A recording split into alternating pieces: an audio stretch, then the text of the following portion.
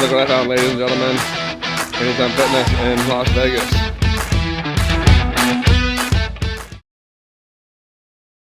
Ladies and gentlemen, finally found a wiener bigger than mine. This one's an Oscar Mayer wiener though. Shit you not. It even says the Wiener Mobile. Somebody's creative. Talk about giving it just a tip. Here I'm at Las Vegas Keg and Water Store. Hi, come in to Keg and Water Store. We do refilling station too. We have the K8 and the SD501. Actually, it is called restructured water to be antioxidant, alkalized, and the cluster of the molecule is smaller, so it hydrates you faster.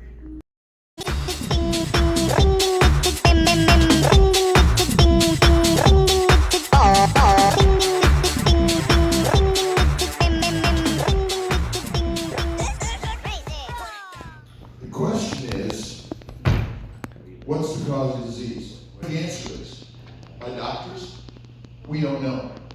You know what idiopathic means? It means we're idiots. The medical profession, I'm sorry, are idiots. Science is an exact story and truth, or is it propaganda to push a paradigm and making money for ideas that want to control us?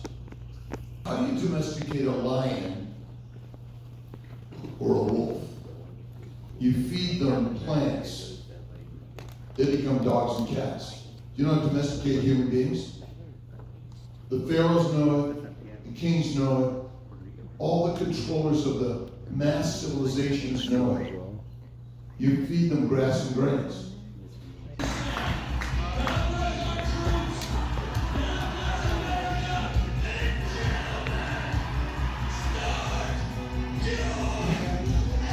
That's unbelievable.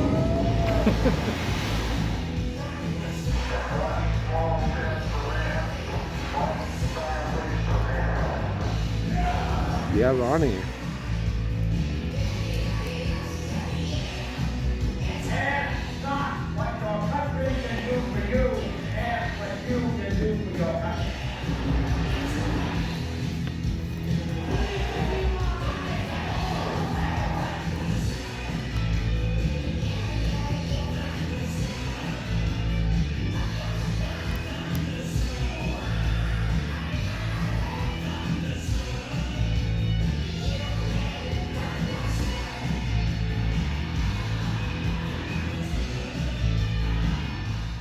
Alright, for those of you who do not know me, my name is Christopher Brandlin. I'm going to call myself a California refugee for a lot of different reasons.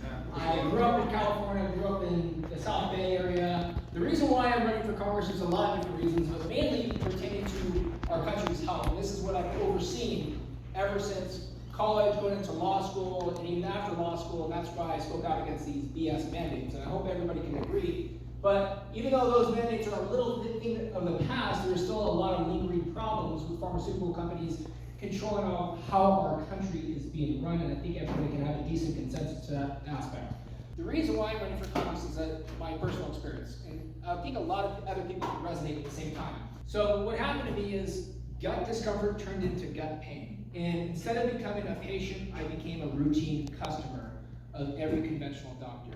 And the wrong thing, instead of looking at metabolic health, they didn't ask me anything about my diet. They just put it on a load of pharmaceuticals, and I did not know any better. I just became a dietetic technician, so I was actually still doing clinical rotations and studying health after I passed the bar. But you don't learn the repercussions until these pharmaceuticals until you experience one-on-one. So it was basically antibiotics, corticosteroids, and laxatives straight that completely incinerated my intestines. Got to a point 1 year later, 2017, it was so bad where it turned in from gut discomfort to gut pain. I got referred to a colorectal surgeon. He said, "Yeah, you're going to feel a lot better. You've got this piece of your intestine that's really inflamed. Just remove that, and it'll be completely better. It'll be a walk in the park, laparoscopic surgery. You're going to be in and out of the hospital." Right going into the surgery to get your intestines open first thing in the morning, I actually woke up prematurely from the surgery. They were still sewing up my intestines. I woke up while my intestines were getting cut open. And then they just drugged me up for a couple days, they released me without even checking on me, and then I was having even worse problems. And I went for checkups because it was so swollen with the main incision area, 2 inches below my belly button.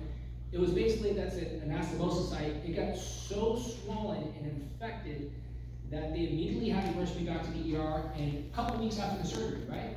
And they had to cut me open in the ER, but they did not give me any anesthesia. I was waiting the entire effing time. I basically bit my tongue as hard as I could to make sure I didn't scream or squeal, and I was basically bleeding from my tongue because I was biting so hard. I had to change the gauze. A couple weeks later, I had the same thing. Cut me back open again. So when I looked into it, I was like, you know what, no one's even done some testing to see what's wrong with me, what causes. Why don't you treat the root cause rather than treating the symptoms?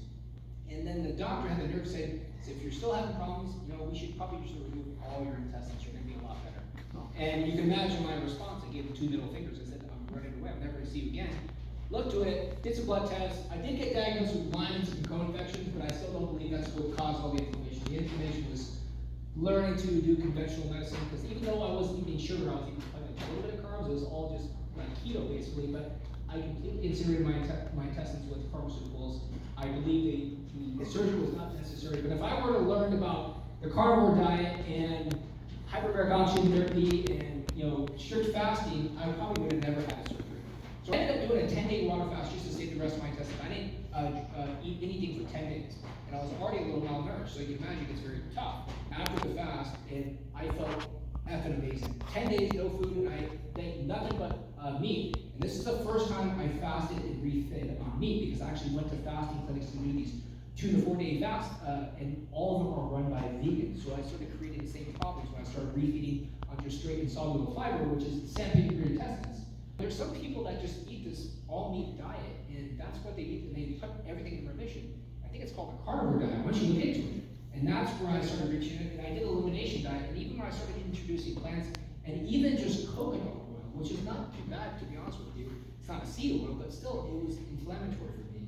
It saved my life with meat, and I think a lot of people needed, because what this is about this time, they started demonizing meat. Red meat causes cancer, red meat causes heart disease, red meat causes all these inflammatory bowel. And I was like, no, actually, I followed myself, and then I saw so many other testimonials that follow the same.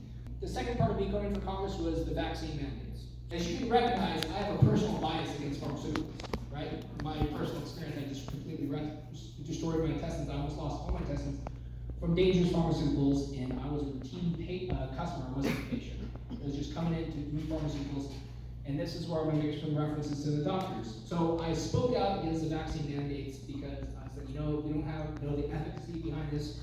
And when I was mainly on LinkedIn, as many of you know, I'm permanently banned from LinkedIn right now for different reasons. And I started speaking out strongly against the vaccine, and a lot of my colleagues, other attorneys that agreed with me, they didn't have, I'm gonna say it flat out, they didn't have the balls to say step up and say anything else. This is BS because a lot of my friends were in hospitals. So if you know, the vaccine mandate made it mandatory for government employees and hospital and healthcare workers to get vaccinated. And when I started speaking out against this, people started reporting me to the California State Bar. And they dismissed the complaints, but I kept talking, and then I almost got sanctioned by the judge for making a comment about pandemic. He got offended when I said pandemic.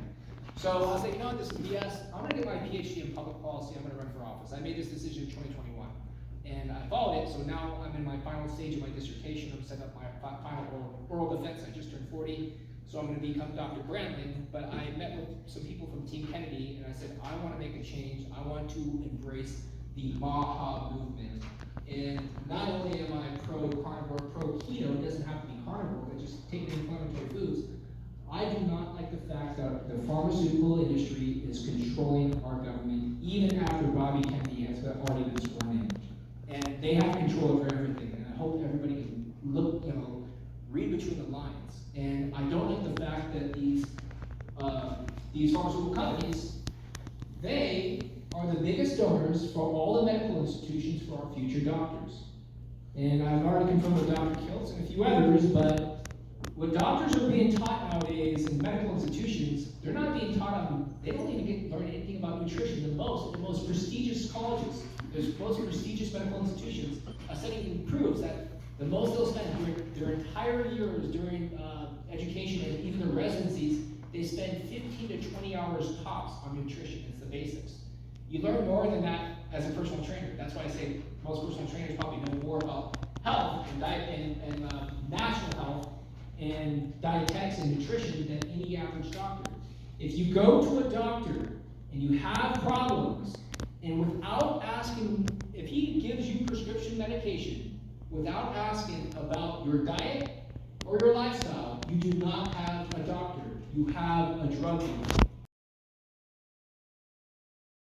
My name is Lacy, Assistant Director of Healing Humanity, The Power of a Proper Human Diet. This is a documentary that Carrie Mann from the Homestead How channel actually thought of. I'm here today to share an exclusive 3.5-minute clip of the documentary of Dr. Kiltz back here. And so what we did was we originally put this clip together as a proof of concept for studios. And so I think when you guys see this, you'll see exactly why this film matters and why this film is actually different from other documentaries that are out there, because we're focusing on those testimonies and those stories that Chris was talking about. So it isn't just another health documentary. You know, we're not here to preach. We're not here to debate or convince someone. We're here to actually inspire someone to make a change in their health.